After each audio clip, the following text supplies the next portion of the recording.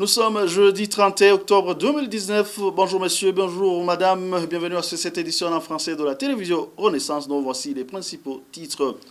L'ancien président par intérim du Burkina Faso, Michel Kafando, a confirmé aux membres du Conseil de sécurité ce mercredi la fin de sa mission comme envoyé spécial du secrétaire général de l'ONU pour le Burundi. Et la chambre du conseiller de Bubanza a confirmé ce jeudi la détention de 4 journalistes du groupe de presse Iwachu et leur chauffeur. Iwachu dit qu'il va faire appel.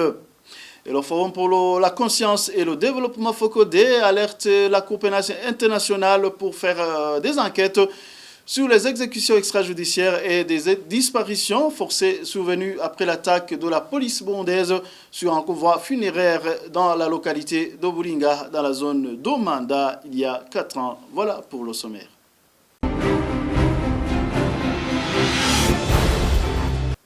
Justice pour démarrer cette édition. La Chambre du Conseil de Bubanza a confirmé ce jeudi la détention des 4 journalistes du groupe de presse Iwachu et leur chauffeur. Dans un tweet de ce journal, Iwachu dit qu'il va faire appel. Cette décision est contestée donc par la coalition burundaise des défenseurs des droits de l'homme. Cette organisation de la société civile trouve que ces journalistes devraient immédiatement être libérés parce qu'ils n'ont fait qu'exercer leur métier. Suivez Vital Chibilimana, il est président de cette coalition.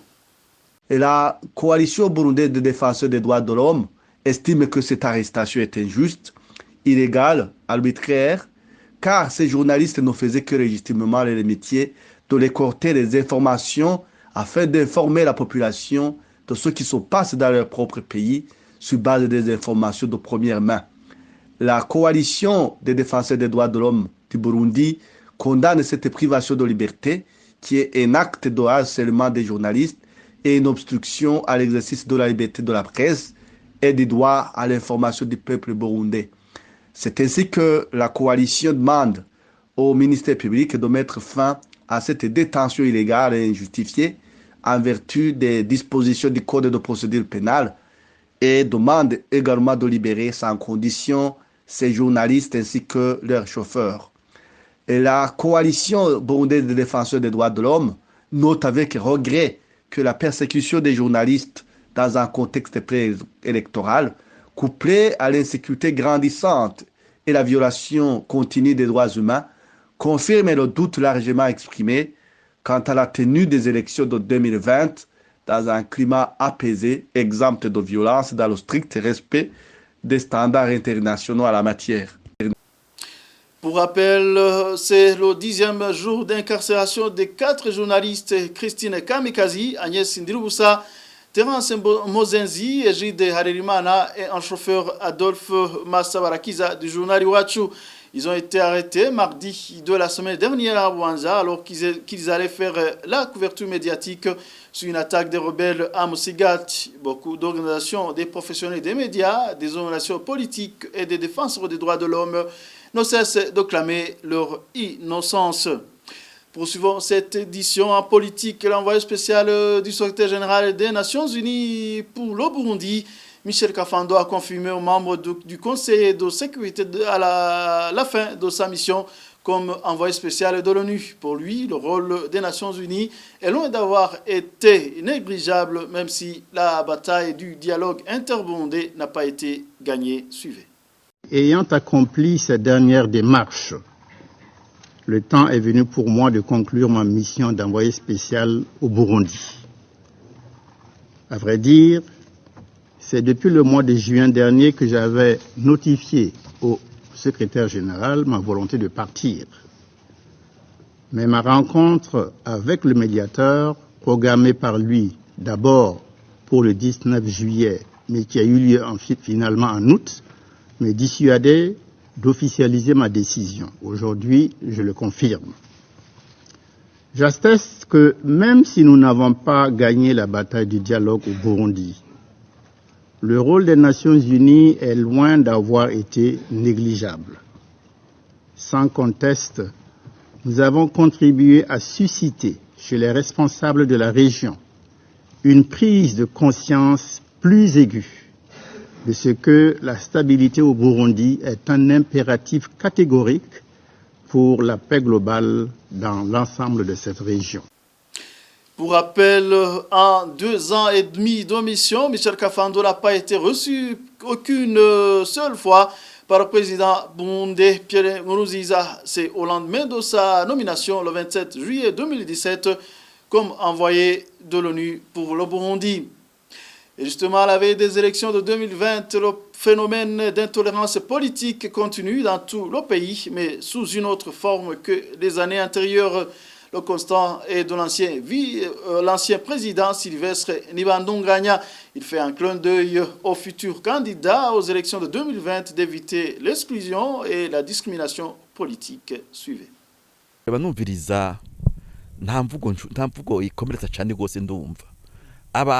Quand je suis en train d'écouter, il n'y a pas des mots qui blessent que j'ai entendus. Les gens interprètent mal ce qu'ils ont entendu.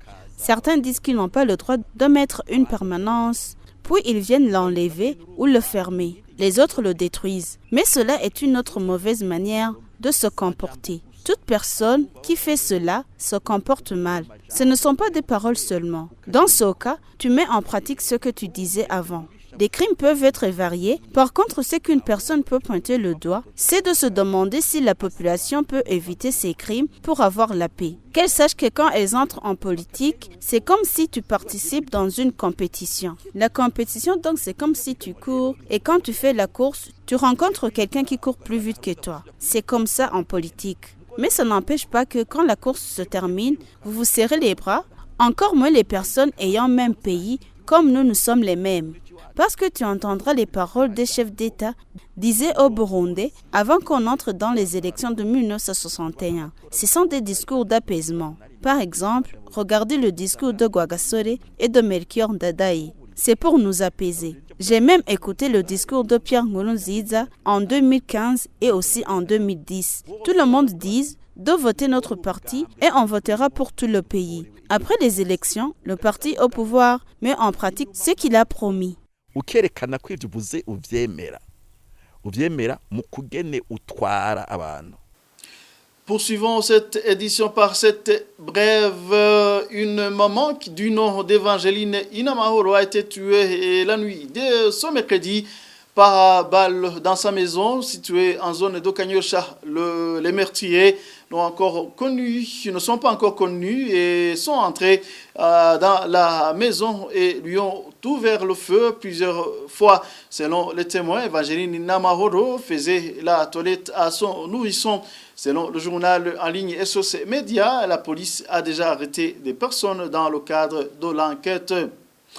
Et le Forum pour le renforcement, plutôt pour la conscience et le développement FOCODE en sigle, alerte la Cour pénale internationale pour faire des enquêtes sur les exécutions extrajudiciaires et les disparitions forcées survenues après l'attaque de la police burundaise sur un convoi funéraire dans la localité d'Oburinga, dans la zone d'Omanda, il y a 4 ans. Pacifique Ninazo, le président du FOCODE, a affirmé que l'attaque était dirigée par le commissaire Désiré Uwamahoro. Lui et ses collaborateurs restent toujours intouchables par la justice burundaise, selon toujours Pacifique Ninazo.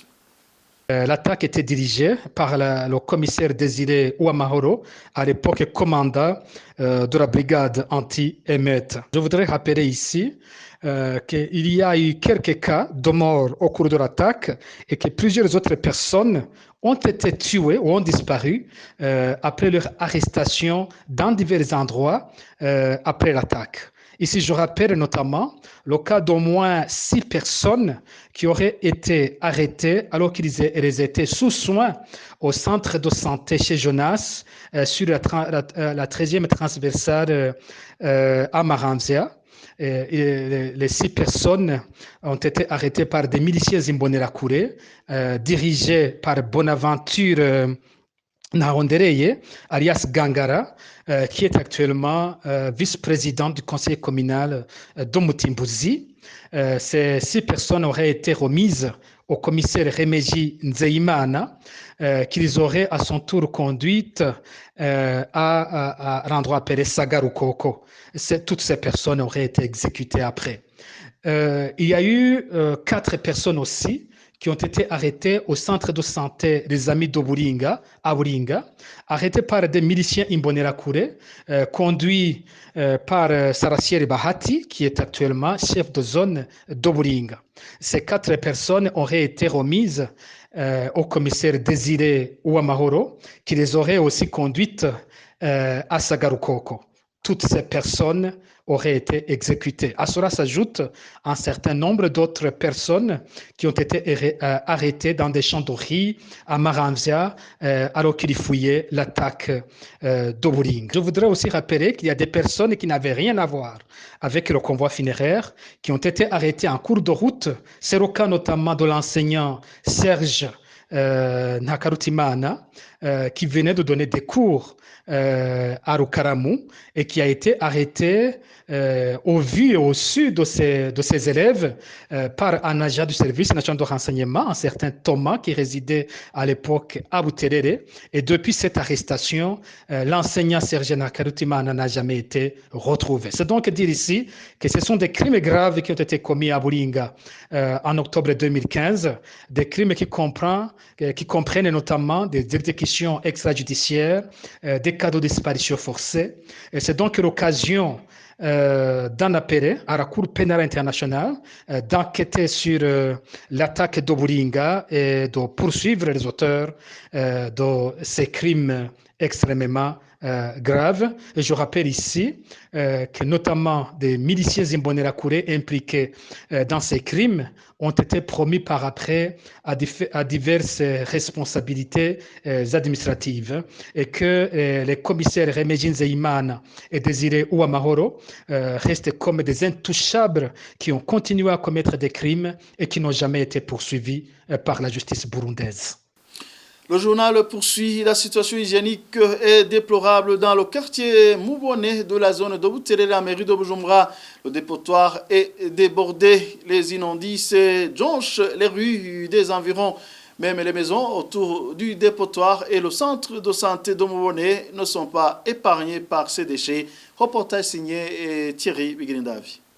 Le seul dépotoir de la mairie de Bujumbura se trouve dans le quartier Moubone de la zone Buterere, au nord-ouest de la ville. Arrivé à Moubone, le premier constat est l'odeur nauséabonde, des mouches qui pilulent et des eaux usées qui stagnent partout. Aujourd'hui, ce dépotoir est débordé. Les camions déchargent les déchets dans la rue et tout près des maisons situées aux alentours de ce dépotoir. Les habitants du quartier Moubone se plaignent. La route vers leur quartier est méconnaissable. Suite aux déchets éparpillés un peu partout, elle est devenue impraticable. Les immondices se retrouvent devant les portes du centre de santé de ce quartier. Les habitants vivent dans la crainte d'attraper des maladies dues au manque d'hygiène. Le choléra a déjà fait plusieurs victimes dans le quartier. Là où le bas blesse, aucune personne ne peut lever le petit doigt pour dénoncer publiquement cette situation catastrophique. Les propriétaires des camions qui déchargent ces immondices d'une odeur nauséabonde appartiennent aux personnalités haut placées au sein du parti au pouvoir CNDD-FDD. Samedi dernier, la population de Moubone s'était donné rendez-vous dans la rue pour protester contre ces camions qui déchargent leurs déchets devant les portes de leur maison. Le parti au pouvoir CNDD-FDD a vite organisé une réunion de la milice Imbonerakure et a politisé les revendications de ses habitants de Buterere. La milice Imbonerakure a reçu l'ordre de boycotter ces manifestations et de tirer sur toutes les personnes qui seront dans ces manifestations.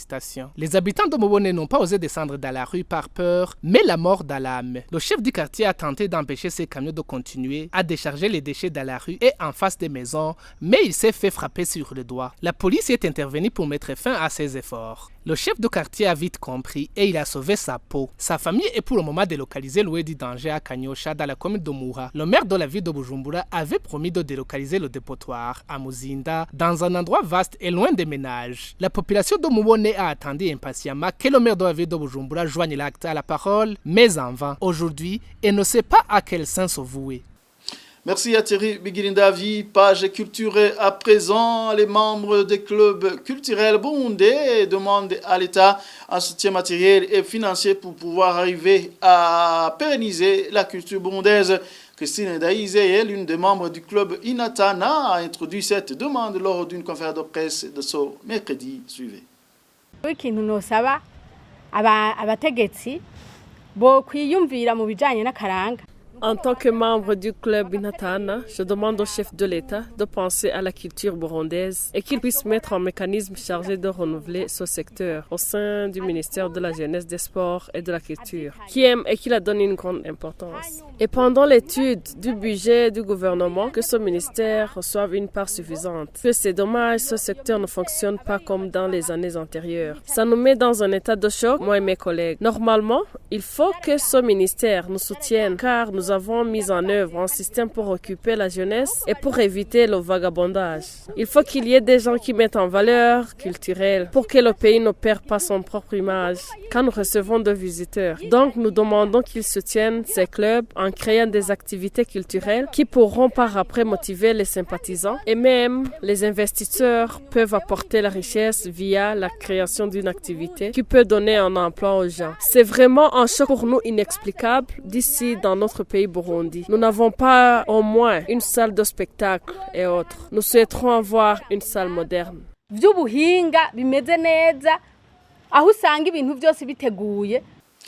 Et avant de clore cette édition, passons à côté chez nos voisins du Rwanda. Celui qui planifie mener un combat pour offrir aux Rwandais une vie meilleure que celle qu'ils ont aujourd'hui. Il ne gagnera pas cette bataille.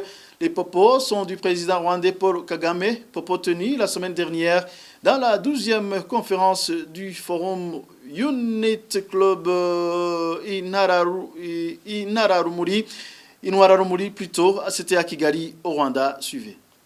Wavuga ngo arashaka kurwanya u Rwanda kugira ngo we celui qui dit qu'il s'engage à combattre le Rwanda prétexta qu'il veut donner une vie meilleure au peuple rwandais, plus qu'une vie qu'ils ont actuellement, une vie qu'ils ont eu par leurs propres moyens. Ce dernier ne peut jamais vaincre. Il ne peut pas gagner la guerre, c'est impossible. Mais la personne qui veut retourner chez lui parce qu'il a été chassé, le chemin de la guerre lui est possible. Il est facile de gagner la bataille. Qui combattent pour avoir une vie meilleure plus que les autres, pour s'accaparer de la richesse et les biens d'autres, ce sont des menteurs qui ne cherchent que les intérêts, les ingrats. Ces gens ne peuvent pas remporter la victoire. Ces combattants ne peuvent pas gagner. C'est vraiment impossible.